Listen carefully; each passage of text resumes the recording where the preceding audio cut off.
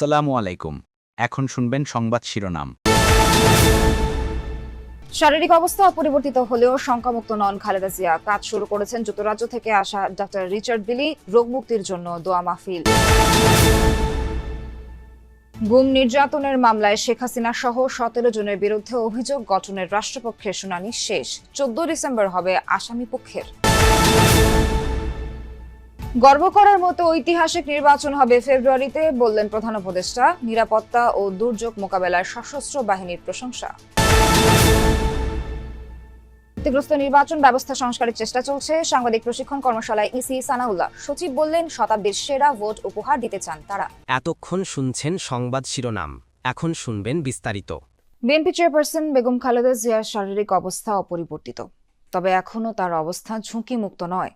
সকালে খালেদা জিয়ার চিকিৎসা সহায়তায় এভারকেয়ার হাসপাতালে এসেছেন যুক্তরাজ্যের বিশেষজ্ঞ চিকিৎসক ডাক্তার রিচার্ড বিলি।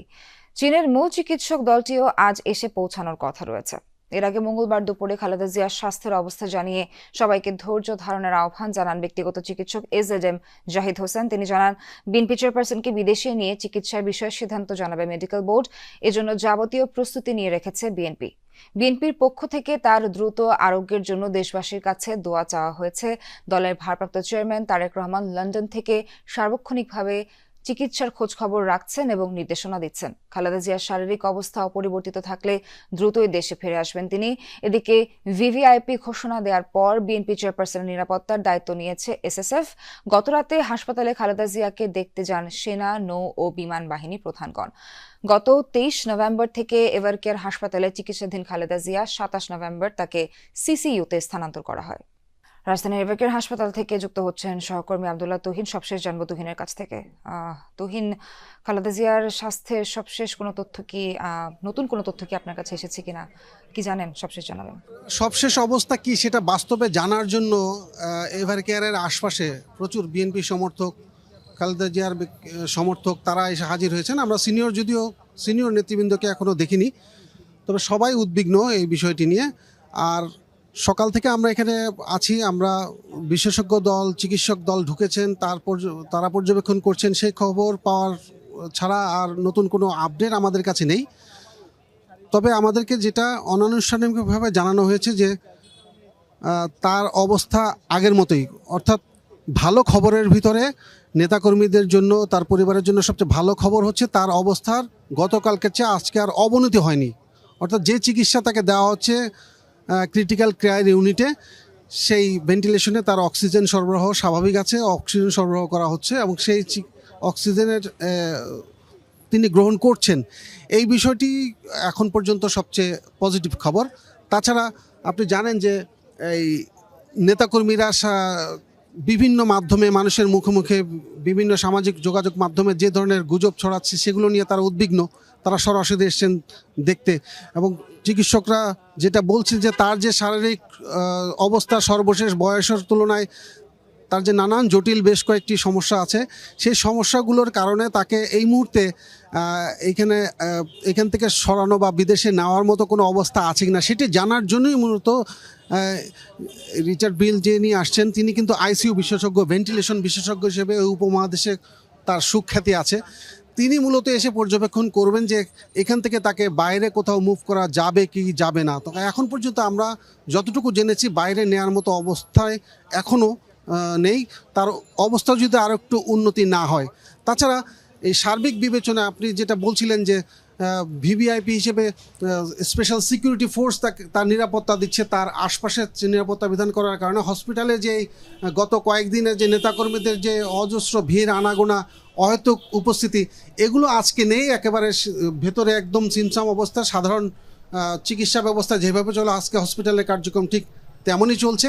শুধুমাত্র বাইরে কিছু উদ্বিগ্ন নেতাকর্মী বা উদ্বিগ্ন সমর্থকরা আছেন। সবাই আশা করছেন, পরিবারের সদস্যরা আমাদের জানিয়েছেন যে দেশবাসীর কাছে এই মুহূর্তে বেশি বেশি দোয়া করার জন্য বেগম জিয়ার জন্য। সোহার, একদমই তাই। তুহিন, আপনাকে অনেক ধন্যবাদ। আওয়ামী লীগের আক্রোশের শিকার হয়েছিলেন বেগম খালেদা জিয়া। কোনো অন্যের কাছে মাথা নত করেননি বলে দল মত নির্বিশেষে সকলের কাছে তিনি প্রিয়। নয়াপল্টনের ভাসানী মিলনায়তনে বিএনপি চেয়ারপারসনের সুস্থতা কামনায় মিলাদ মাহফিলে একথা বলেন দলের স্থায়ী কমিটির সদস্য ডক্টর আব্দুল মঈন খান। বলেন, খালেদা জিয়া আইনের প্রতি শ্রদ্ধাশীল ছিল বলেই আদালতে হাজিরা দিতে গিয়েছিলেন। খালেদা জিয়া এ দেশের মানুষের আস্থার প্রতীক। নানা ষড়যন্ত্র তাকে দেশ থেকে সরিয়ে দিতে চাইলেও অদম্য মনোবল নিয়ে মানুষের পাশে থেকেছেন তিনি। এ সময় খালেদা জিয়ার দ্রুত সুস্থতা কামনায় দোয়া ও মোনাজাত করা হয়।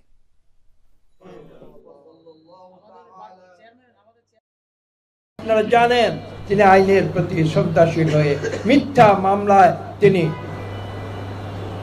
কারারুদ্ধ ছিলেন।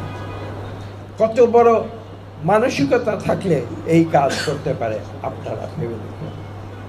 এমন একজন রাজনীতিবিদ যিনি কোনোদিন প্রতিহিংসায় বিশ্বাস করেন না, যিনি কখনো রাগ করে কারোর সঙ্গে কথা বলেন না। গুম নির্যাতনের মামলায় শেখ হাসিনা সহ 17 জনের বিরুদ্ধে রাষ্ট্রপক্ষে শুনানি শেষ হয়েছে। আসামি পক্ষে শুনানির জন্য 14 ডিসেম্বর দিন ঠিক করেছে আন্তর্জাতিক অপরাধ ট্রাইব্যুনাল। এর আগে মামলায় সেনাবাহিনীর 10 কর্মকর্তাকে সেনানিবাসের সাব জেল থেকে নেওয়া হয় ট্রাইব্যুনালে।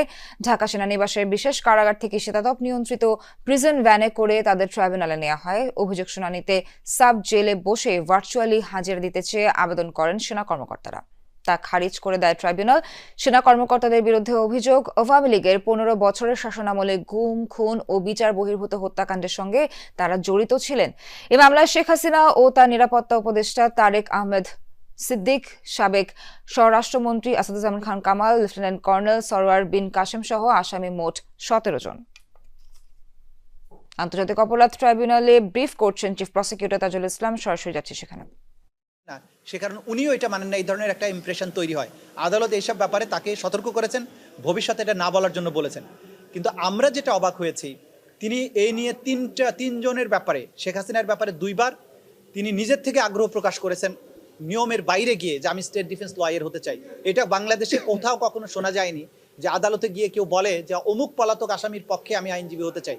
এটা আনপ্রেসিডেন্টেড হওয়ার পরেও আদালত কিন্তু তার প্রতি শ্রদ্ধা দেখিয়ে এবং ফর অল ফেয়ারনেস তাকে কিন্তু নিয়োগ দিয়েছিলেন। আদালতের আদেশের প্রতি তিনি কিন্তু শ্রদ্ধা দেখাননি এবং তিনি অশ্রদ্ধামূলকভাবেই একটা চিঠি লিখেছিলেন, যেটা খুবই অনাকাঙ্ক্ষিত।